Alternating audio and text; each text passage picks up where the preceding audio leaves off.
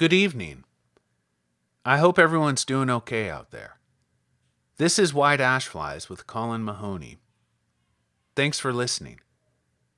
Tonight we're presenting another installment of Zander's Appendix and Other Gratuitous Organs, with two poems, Lot's Lament and The House of the Stair.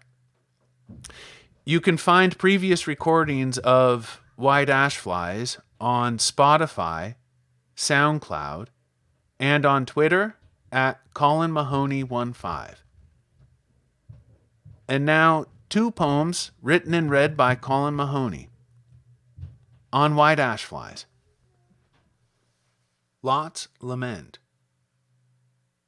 Will you hike a little higher for me, gone unsound from the sole of my boot even to the head and hands turned against me, my dross melted away as with lye?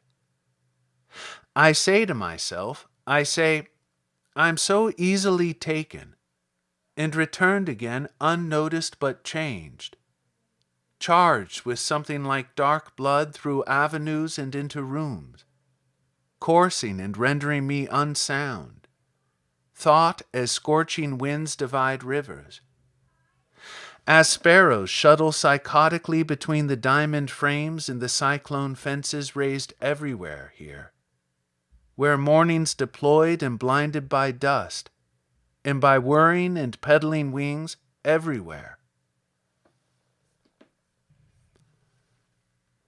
A note on the House of the Stair.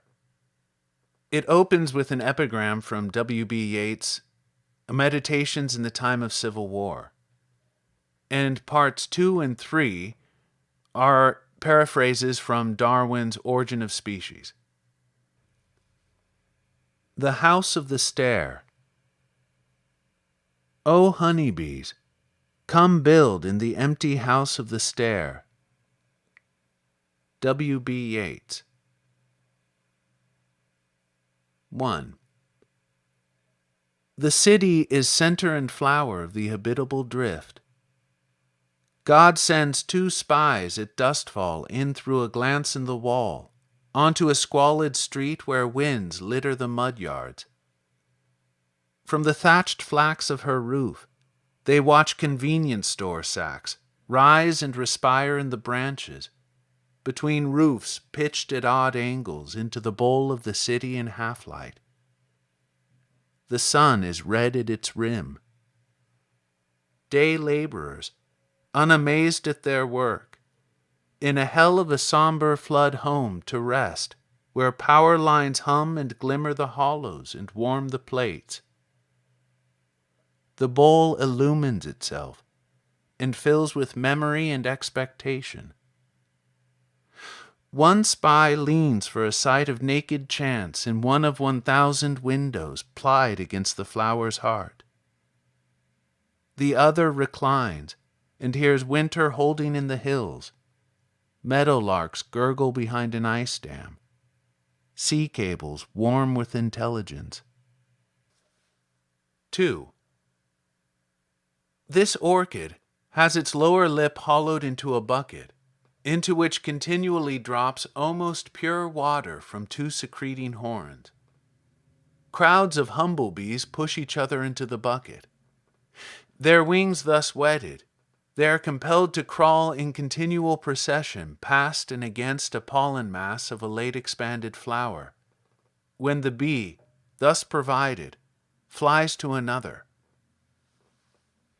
3. The bees excavate minute circular pits, wider and wider until converted into shallow basins to the eye true.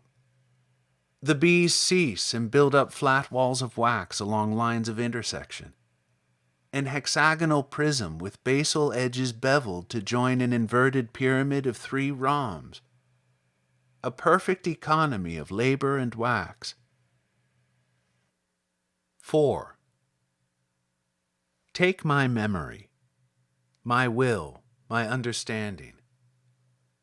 Take pity and build a Pentecost. Bream the drift from my senses. Opened cups coruscate an intelligent hum. 11 starlings across a breadth of stipple shade, 11 flames alight. God's green fire grows over us. The city burns and is rebuilt in waking light. Grant me leisure to watch towers turned, like immense ammonite shells, from a calm mind, to adore and dwindle until the hills hatch their floods.